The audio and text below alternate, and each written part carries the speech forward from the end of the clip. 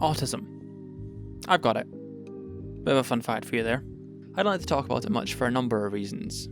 I'm not embarrassed by it, I just feel there are a lot of perceptions around it which will mean people change the way they talk and act around me, based on what they think it is. There is maybe a reason for this though. Let's talk about the way autism is portrayed on screen, both the big and small.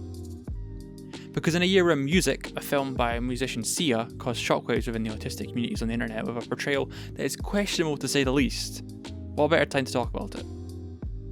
Autism is a lifelong developmental disability that can manifest itself in a bunch of different ways. Social skills are a bit fried sometimes. For me, I struggle with eye contact, anxiety, and a bunch of other stuff. It can sometimes be a bit obsessive on subject. We aren't defined by this, but let me tell you, I have an unhealthy obsession with Blu-rays, movies, and superheroes and stuff. It says one here, but I'm pretty sure there's more than that. Or maybe I'm just weird. I mean, it used to be stuff like Doctor Who and Harry Potter. I think I might just be weird. I'm also a creature of habit. I like a routine, love a bit of the familiar, and if you pull the rug out from under me, I'll not be a happy bunny. Can't you morons do anything right?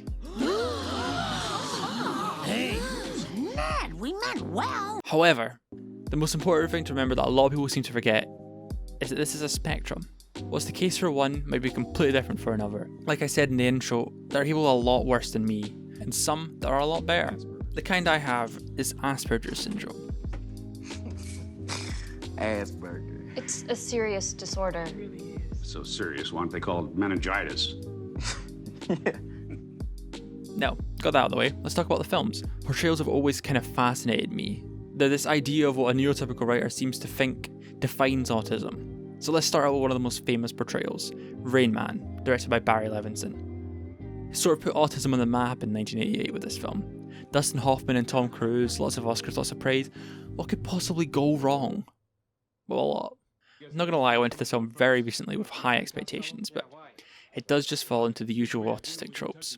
He follows this exaggerated and Hollywood version of everything I've mentioned above. I think the main one is the absolute genius savant. Ted Kluszewski, big clue, first base. He played for Cincinnati? Of course, he was traded for Defondi, 1957, lifetime batting average, 298. This trope is not just found in Rain Man, it's found in a lot of autistic portrayals, mainly on television, where they have superhuman knowledge on almost every subject and are almost a robot in terms of the amount they can process and tell you in seconds. And Sheldon Cooper mainly being the main option that people seem to jump to for this. He is an absolute genius, but he also follows an exaggerated version of the social aspect. Every single character seems to be like this.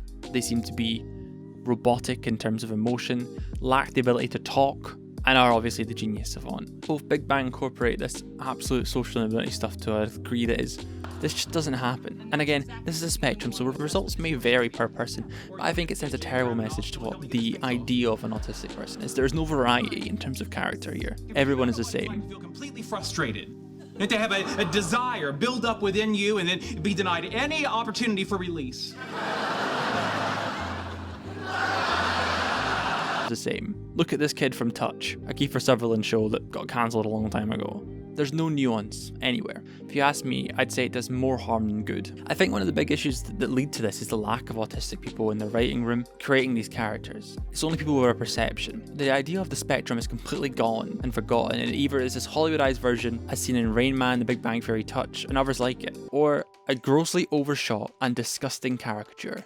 So let's talk about Sia and her film Music. It was released this year to incredible amounts of backlash and criticism, and seriously, it's blatantly obvious why. Music is a non-verbal autistic girl played by Maddie Ziegler, a long-time collaborator with Sia and verified non-autistic person. This was supposedly released with good intentions if you ask Sia, but in my eyes, there is little of that here. Sia heroes are using autistic people as a commodity to sell her album, and nothing more. There's no activism behind this, there's no reason for it. You're not telling a story to get the word out, you're almost actively making fun of them. Maddie's performance is offensive on many levels. Look at this here, the grunting, the walking, the entire approach, the facial expressions. But how did this get past? This doesn't seem right. It's a caricature of what someone believes a non-verbal autistic person is.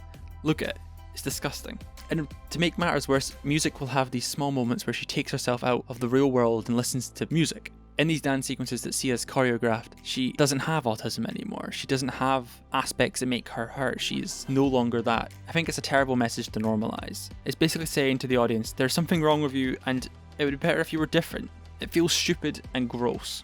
Not only that, the supposed autistic consultants from Autism Speaks, who are problematic on their own account.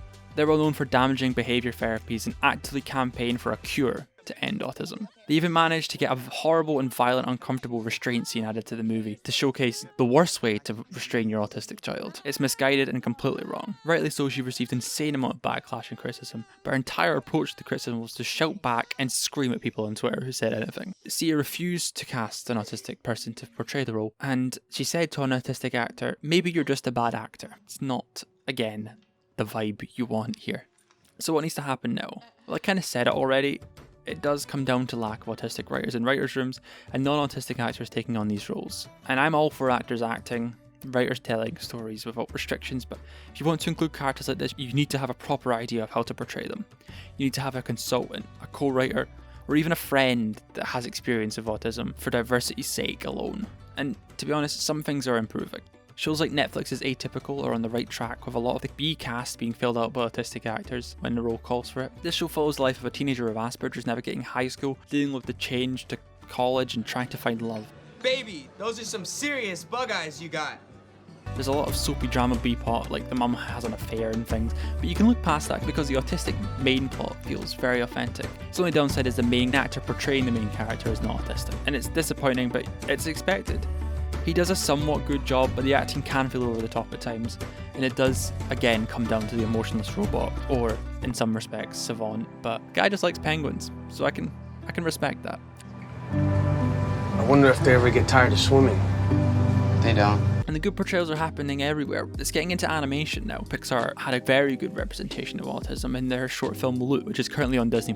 This short follows a girl with non-verbal autism having a canoeing trip with a boy that kind of goes wrong and displays a almost sensory overload situation where she can't cope and needs to calm down. This feels authentic, and you can tell there's been consultation, which they have had from the Autistic self-advocacy group. So you know what, they're kind of gonna get it right there. And Twitter agreed and reviewers agreed. It got great reviews, and I've seen the film myself and I think it's pretty great, to be honest. Hopefully in the coming years things will change for the better and we'll have more films that feel as authentic as Loot. Maybe one day we can have a film like Music, but instead of being cruel and disgusting, it can be joyous and celebratory while also showcasing struggles that non-verbal autistic people have to go through every day.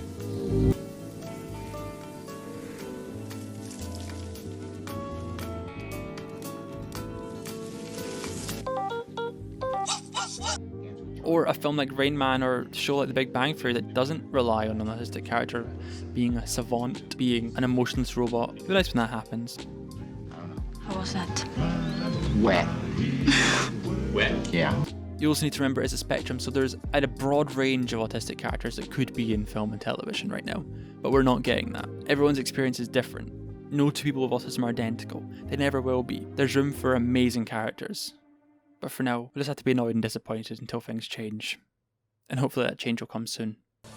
Did you know that some frogs have pads on their feet that secrete a thin layer of mucus so to help them climb things?